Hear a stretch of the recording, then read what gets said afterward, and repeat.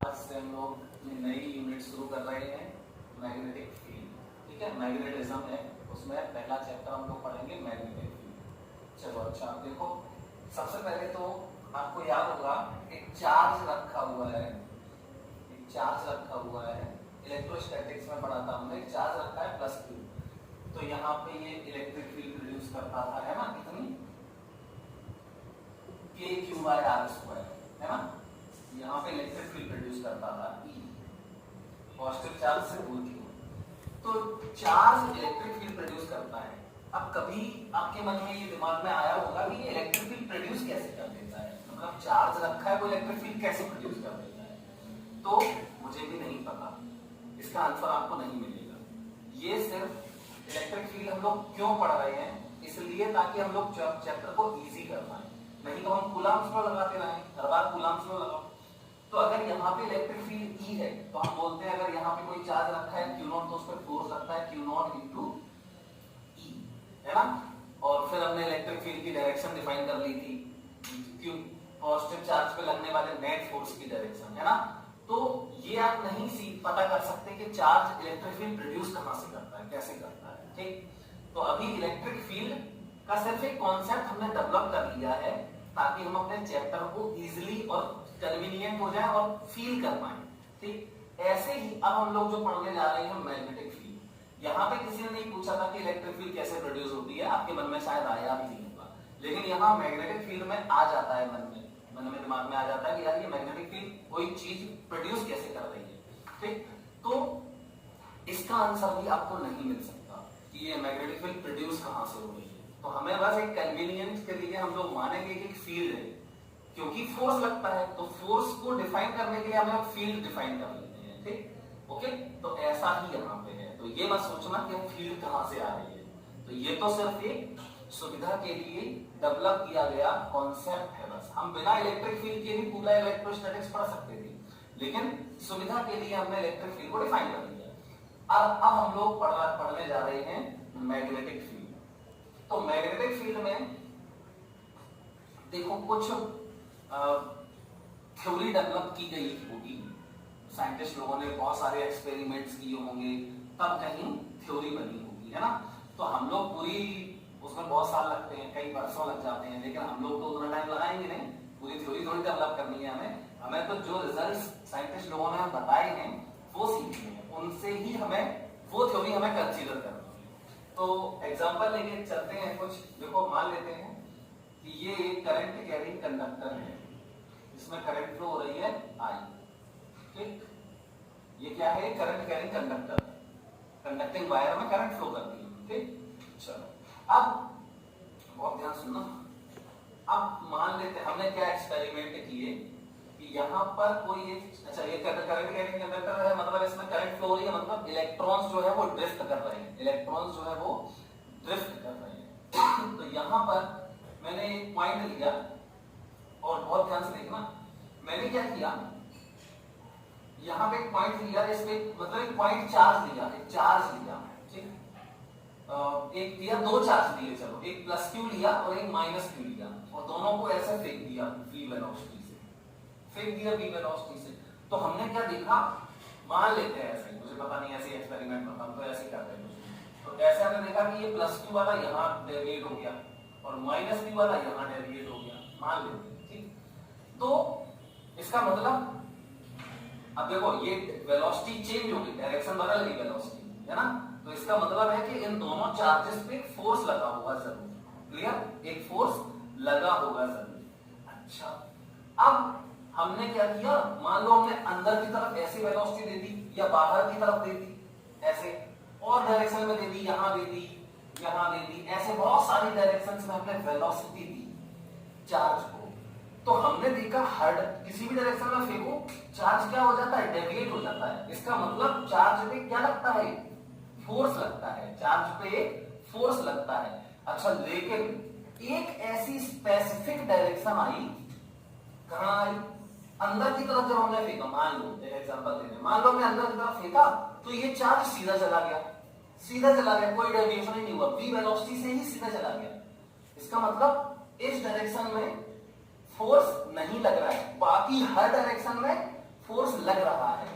तो अब हमने क्या क्या सोचा, अब हम डायरेक्शन ऑफ मैग्नेटिक, अब हमने बोला कि यहाँ एक फील्ड है, पहले तो फोर्स लग रहा है तो हमने बोल दिया कि एक मैग्नेटिक फील्ड है, एक फील्ड है उसको नाम हमने मैग्नेटिक फील्ड दे दिया। ठीक, अब मैग्नेटिक फील्ड तो दे दिया हमने नाम, अब उसकी डायरेक्शन क्या है, तो हमने देखा कि चार्ज को किसी भी वेलोसिटी में फेंको फोर्स लगता है, किसी भी डायरेक्शन में फेंको फोर्स लगता है, लेकिन एक स्पेसिफिक डायरेक्शन है उस डायरेक्शन में फोर्स नहीं लगता। मतलब हर डायरेक्शन और उस स्पेसिफिक डायरेक्शन में डिफरेंस है, वो एक स्पेसिफिक डायरेक्शन और उसी डायरेक्शन को मैंने बोल दिया मैग्नेटिक फील्ड की डायरेक्शन, डिफाइन कर दिया। क्या दिक्कत है, समझ गए ना? जैसे इलेक्ट्रिक फील्ड में हमने क्या डिफाइन किया था कि जिस डायरेक्शन में पॉजिटिव चार्ज में फोर्स लगता है वही इलेक्ट्रिक फील्ड की डायरेक्शन है। यहाँ मैग्नेटिक फील्ड में हम कैसे डायरेक्शन डिसाइड करें, यहाँ तो हर डायरेक्शन में फोर्स लग रहा है ना, अलग अलग डायरेक्शंस में फोर्स लग रहा है। यहाँ हमने ऐसे फेंका तो वो ऐसे डेविएट हो गया, ऐसे फेंका तो कुछ ऐसे या ऐसे डेविएट हो गया, तो अलग अलग डायरेक्शंस में फोर्स लग रहा है। तो एक जो स्पेसिफिक डायरेक्शन है जिसमें फोर्स नहीं लगता है और चार्ज विदाउट डेविएशन चला जाता है, हमने मान लिया कि वही इलेक्ट्रिक फील्ड की वो सॉरी मैग्नेटिक फील्ड की डायरेक्शन है, क्योंकि हमें स्पेसिफिक डिसाइड करना है। ठीक, चलो तो अब पहली बात हो गई। दूसरी बात मतलब हमने क्या डिसाइड किया, मैग्नेटिक फील्ड की डायरेक्शन में अगर चार्ज को फेंकोगे तो फोर्स नहीं लगेगा। क्लियर, ये हमने कंसीडर कर लिया अपने मन से, थ्योरी तो ऐसी डेवलप की जाती है।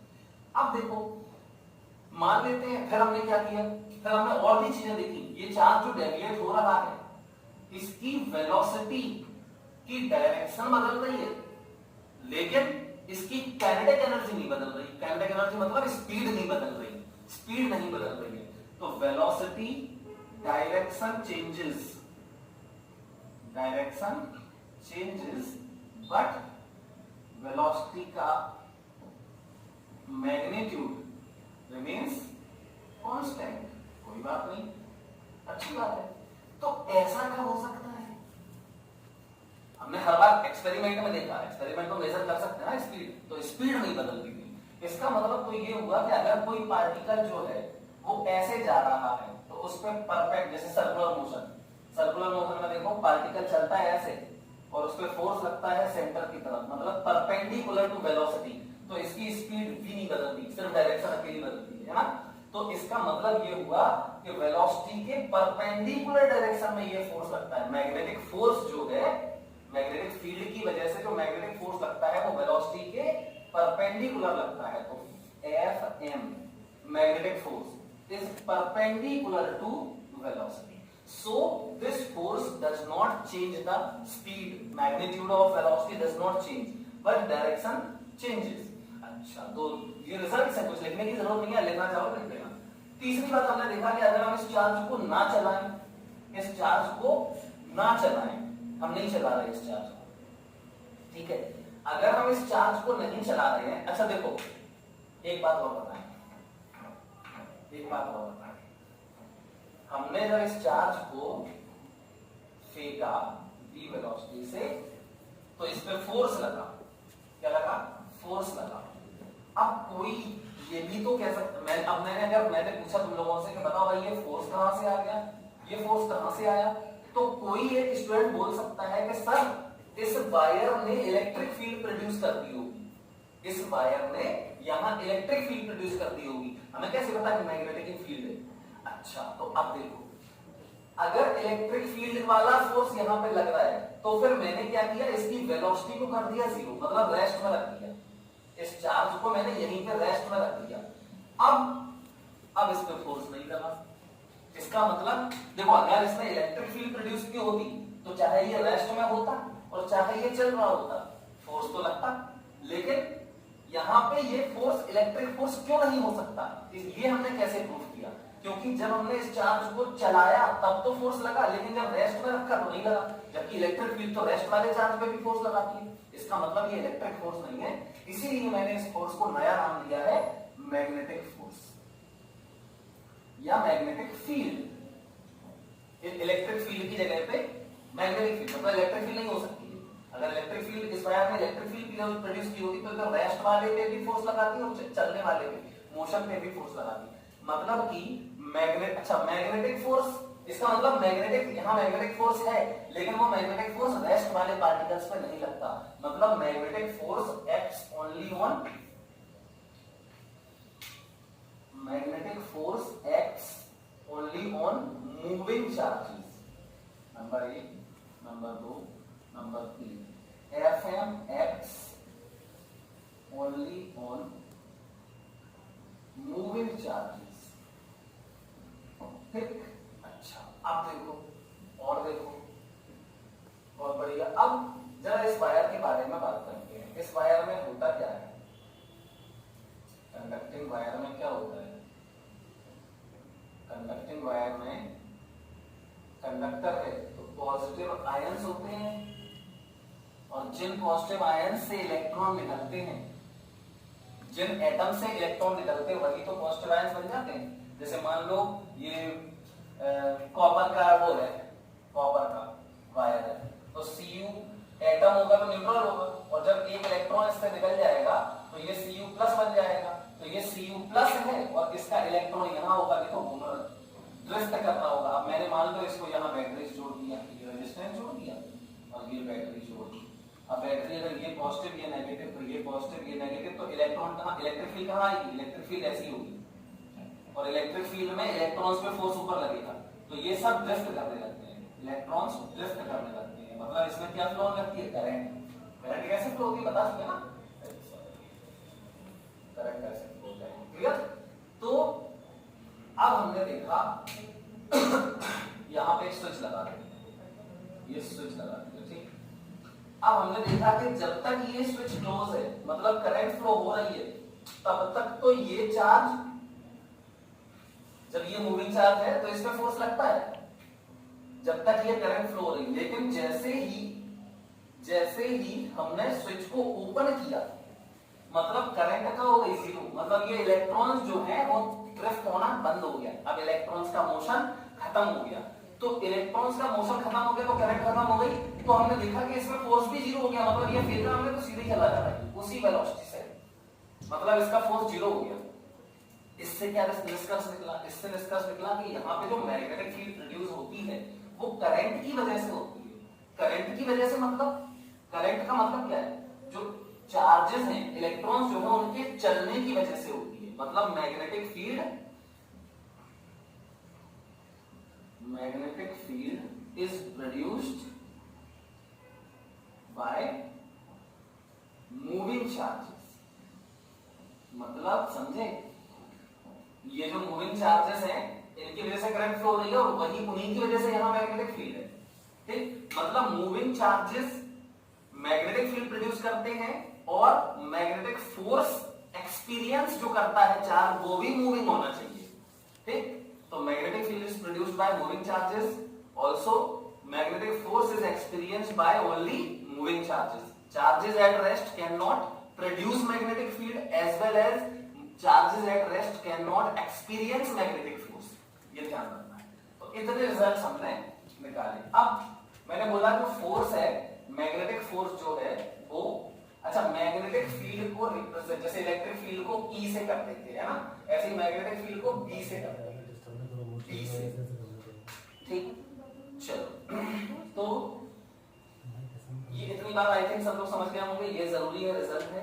अब बेटा हमें एक मैग्नेटिक फील्ड दी गई होगी, हमें एक मैग्नेटिक फील्ड दी गई होगी, और उस मैग्नेटिक फील्ड में चार्ज होगा एक। अब वो मैग्नेटिक फील्ड कहां से आई ये नहीं ध्यान रखना है, ये भूल जाओ। जैसे इलेक्ट्रिक फील्ड में याद होगा, इलेक्ट्रिक फील्ड है E, उसमें चार्ज रखा Q, तो उसमें फोर्स लगता है QE। अब वो इलेक्ट्रिक फील्ड किसकी है हमें नहीं पता, ऐसे यहाँ पे भी मैग्नेटिक फील्ड होगी, किसकी होगी ये नहीं पता, ये बाद में सीखेंगे, ठीक। तो एक यहाँ मैग्नेटिक फील्ड होगी ये, और मैग्नेटिक फील्ड में मैं चार्ज को मूव कराऊंगा, और देखते हैं कि कितना फोर्स लगता है चार्ज पे। तो इसको याद रखना, ये सब जो थ्योरी बनाई गई है, डेवलप की गई है, उसी से ये रिजल्ट्स निकले हैं जो मैं अभी बताने जा रहा हूं। तो हमारा कॉन्सेप्ट क्या है आज का, हमें जो सीखना है यार, हमें सीखना है मैग्नेटिक फील्ड में मूविंग चार्ज पर लगने वाला फोर्स, मतलब force on a moving charge in uniform magnetic field.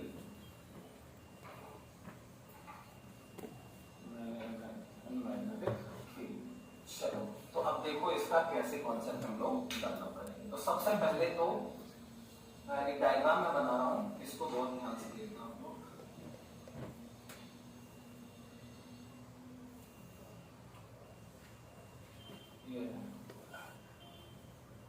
ठीक है, इसको ध्यान दो। तो ये 3D में एक डायग्राम मैंने बनाया है, प्लेन बनाया है मैंने 3D में, और अच्छे से बना। ठीक, ये 3D में मैंने प्लेन बनाया है, कॉपी जैसे नोटबुक होती है, खोल के रख दो उसको, बस वही है। ठीक, तो यहां पर मैंने चार्ज लिया, देखना बेटा ये मैग्नेटिक फील्ड की डायरेक्शन है, ये है मैग्नेटिक फील्ड की डायरेक्शन। ठीक, और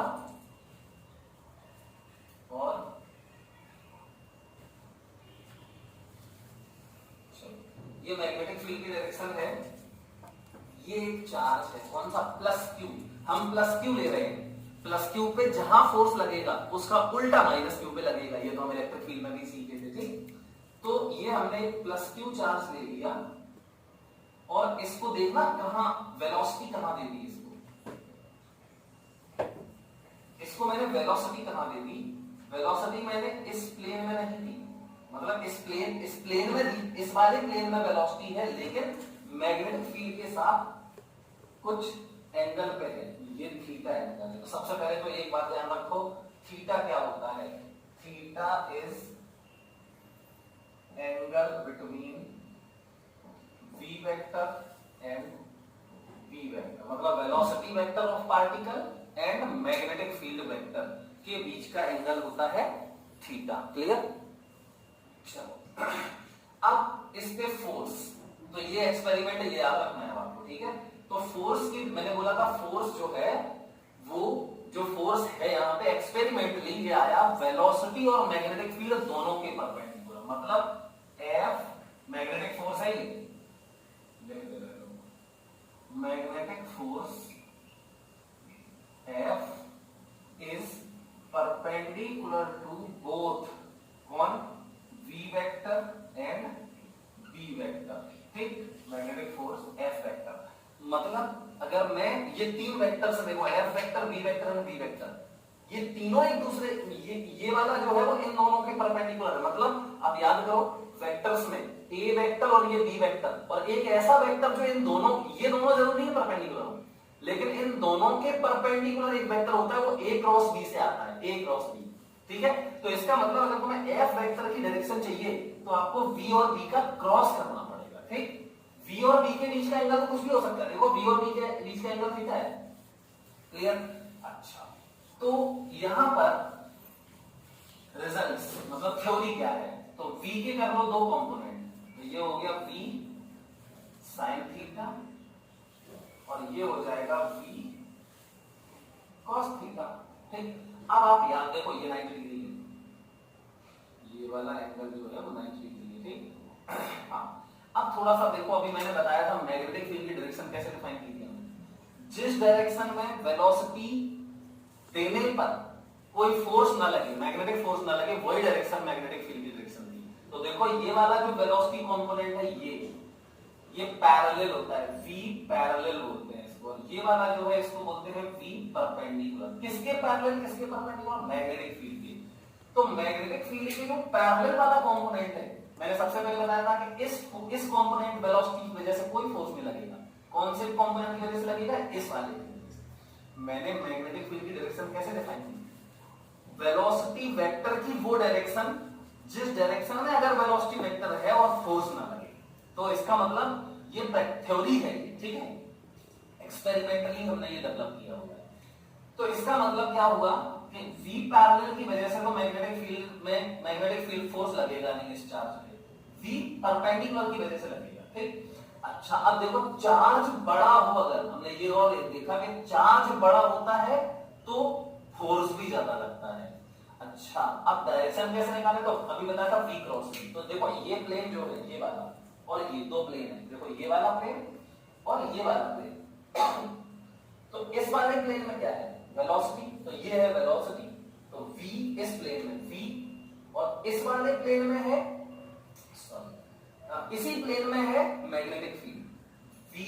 देखो ये V, अब इसको ऐसे नहीं बनाना कि ऐसे बना दो, ऐसा नहीं है, ये हॉरिजॉन्टल है ऐसा, तो V cross B, velocity cross magnetic field, velocity cross magnetic field, याद है वेलोसिटी, देखो ये वेलोसिटी क्रॉस मैग्नेटिक फील्ड, ये गया तो ये दोनों ही इस प्लेन में है, मैग्नेटिक फील्ड, वेलोसिटी और मैग्नेटिक फील्ड ये इस प्लेन में है, तो v क्रॉस b इसके परपेंडिकुलर वाला प्लेन आएगा, मतलब कि ये वाला प्लेन आएगा, तो इस प्लेन में हो जाएगा ये फोर्स।